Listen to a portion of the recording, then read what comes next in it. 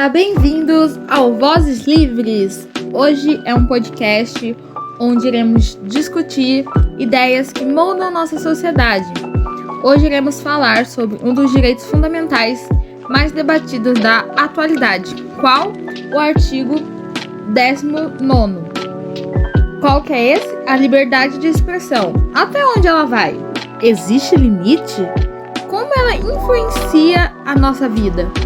Prepare-se para uma viagem pela história, pelo direito e pelas polêmicas desse tema essencial. Ele é muito bom e sempre precisa ser falado. Primeiramente, eu vou falar um pouco sobre esse artigo, vou dar um breve exemplo do que é. O artigo 19º, ele foi criado em 1948 pela DUD, a Declaração Universal dos Direitos Humanos, por motivos de pessoas intolerantes como nazismo e o fascismo, onde estava tendo muitas mortes, muitas guerras por conta disso. Ele trata-se diretamente da liberdade de expressão, onde você estabelece que todos têm o direito de buscar, receber e divulgar informações e ideias por qualquer meio, independente de fronteiras. Olá a todos, meu nome é Larissa e vocês sabiam que o artigo 19 tem missão, visão e valores? Dessa eu também não sabia. E essa missão, visão e valores foi pego do SART, artigo 19. E a missão tem como promover e defender os direitos à liberdade de expressão e de acesso à informação em todo o mundo. A visão é um mundo em que todas as pessoas podem se expressar livremente e se engajar ativamente na vida pública sem medo ou discriminação. Os valores são integridade, transparência, colaboração, responsabilidade, que nada mais é uma obrigação de uma pessoa ou de uma organização cumprir com as suas obrigações, e prestação de contas, que é a obrigação de justificar ou comprovar o uso dos recursos. Valorização da diversidade, perspectiva transversal de gênero e raça, que é uma abordagem que considera as desigualdades de gênero e raça dentro da construção das políticas públicas. A persistência e inovação e aprendizado. Essas são as visões, valores e a missão do artigo 19. A vigilância dos direitos humanos acrescenta liberdade de expressão. É um indicador como qualquer sociedade tolera minorias desfavorecidos ou até mesmo aqueles com pontos de vista desagradáveis, irá frequentemente mostrar seu desempenho sobre os direitos humanos de forma mais geral. No Brasil, o Marco Civil da Internet, Lei nº 12.665/14, estabelece que os provedores de aplicações de internet só podem ser responsabilizados civilmente por danos decorrentes de conteúdo gerado por terceiros, se após ordem judicial específica não tomarem as providências para tomar indisponível o conteúdo infrator. O Código 19, presente no Brasil desde 2007 por influência da ONU, atua na defesa e promoção de liberdade de expressão e do acesso à informação, com áreas de atuação como acesso à informação, centro de referência legal, direitos digitais e proteção à segurança. Liberdade de expressão, ela tem um limite? Embora essa liberdade de expressão ela seja um direito fundamental de todos, ela não é totalmente absoluta e deve ser restringido em certas situações para proteger outros direitos e interesses. Como, por exemplo, a gente pode citar também o discurso de ódio, que é qualquer forma de comunicação, seja ela verbal, escrita ou visual, que incita à discriminação, hostilidade ou uma violência contra indivíduos ou grupos que têm bases características como a raça, a etnia, a religião ou o gênero ou orientação sexual também, e deficiência também entra em essas características. O discurso de ódio ele vai além de uma simples opinião, pois a real intenção é prejudicar ou também desumanizar uma determinada população, como essas que eu acabei de citar. Muitos países existem leis que restringem esse tipo de discurso, como por exemplo a Dinamarca, que tem uma lei que proíbe qualquer discurso de ódio, pois pode levar à marginalização de grupos vulneráveis E existem casos extremos que também podem resultar em violência e crimes motivados por ódio. A morte entra em um desses crimes. Outros 2 pontos importantes para a gente entender até onde esse limite pode ir é as fake news, que são notícias inventadas que parecem reais, mas na verdade foram criadas para enganar as pessoas. E o segundo ponto é a desinformação, que é muito diferente da fake news. A desinformação, ela vai além disso, que pode incluir também distorções dos fatos, informações fora do contexto ou até mesmo a omissão de partes importantes da história. Tudo isso pode influenciar na forma como a gente pensa, como a gente toma as decisões. E essas práticas podem ser graves, afetando tanto as eleições, gerando pânico social na sociedade, prejudicando reputações de pessoas e até colocando vidas em risco, no caso de informações falsas, por exemplo, sobre a saúde. E para combater esse problema, muitas plataformas digitais aplicam políticas contra a desinformação. E alguns países elas criam leis, como por exemplo a Dinamarca criou uma lei para discurso de ódio, para punir quem produz ou compartilha notícias falsas intencionalmente. Olá, bom dia. Eu vou falar sobre o racismo que estrutura a mídia brasileira. Bom, o exemplo que vai ser citado foi tirado do jornal Carta Capital. Em julho de 2019, no programa da TV Alterosa, afiliado da SBT em Minas Gerais, o apresentador Stanley Guzman afirmou que "eu sei que é o dono do Ibope. O nome do cara é Montenegro, se ele fosse do bem se chama Monte Branco." O caso acabou repercutindo naquele ano apenas um exemplo de racismo estrutural no Brasil, que acaba atingindo as comunicações de TV aberta. Bom, ainda que a linguagem fosse diferente, o comentário do Guzman se aproxima da publicidade do Ministério da Educação, vinculada em plataformas digitais em junho, na qual uma jovem negra passa a ter pele branca após ganhar uma bolsa de estudos e conseguir se formar.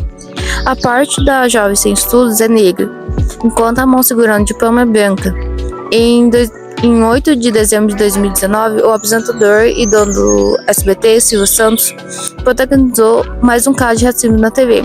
No quadro que ele participava, Quem Você Tira, o apresentador não reconheceu a vitória da cantora negra Jennifer Holly, que foi escolhida como a melhor candidata por votação popular.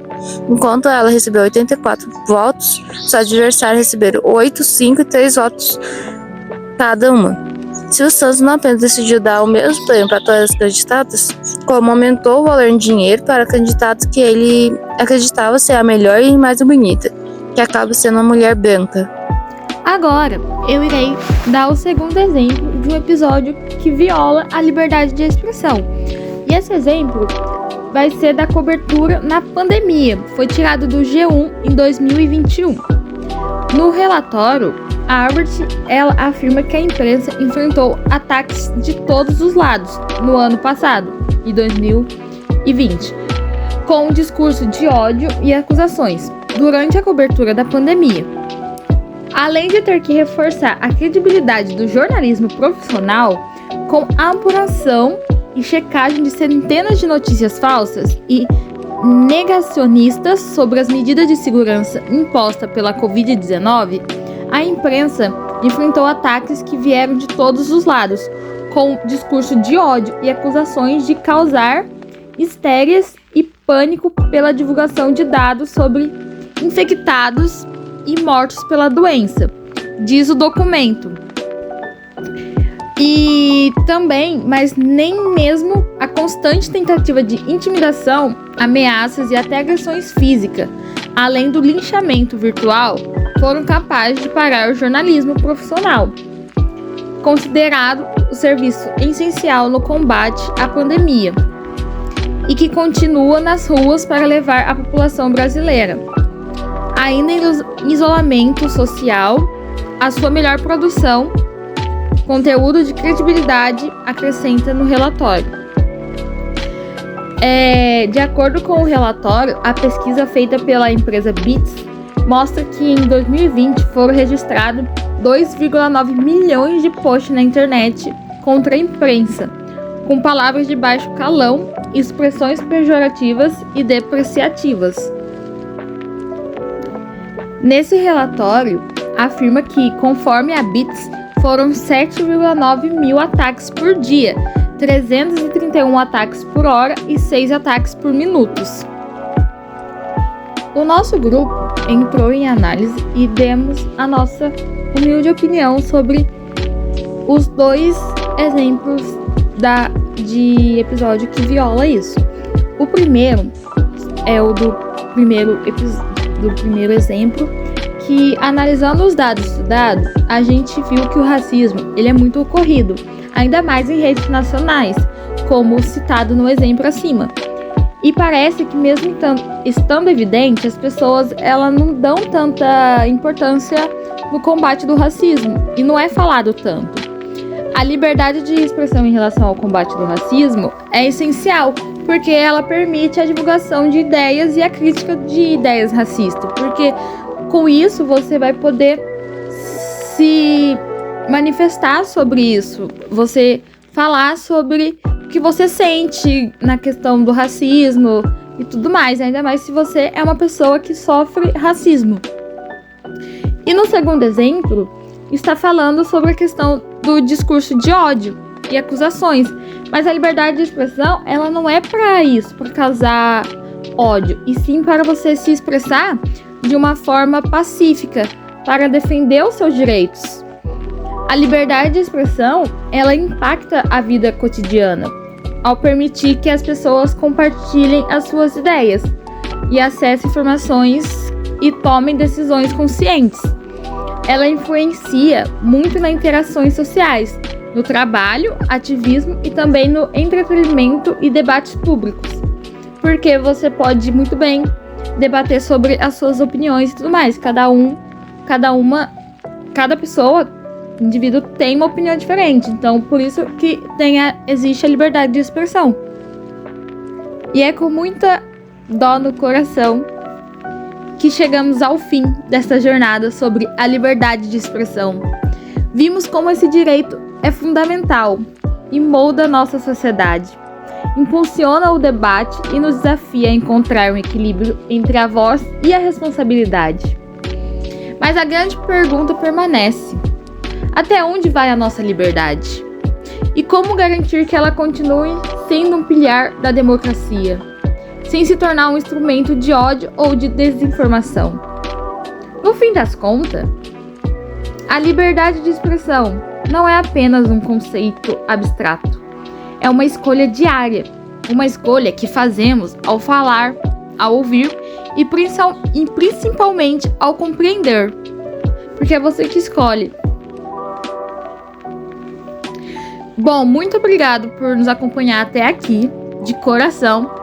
Se esse episódio fez você refletir um pouco, compartilhe com alguém que também possa se interessar por esse assunto e por essa conversa. E continue nos acompanhando sempre que quiserem. E até mais, gente. Muito obrigada por ouvir, por chegar até aqui. E é isso. Beijo no fundo do nosso coração, da turma C24 de aprendizagem do Senac de Guaratinguetá.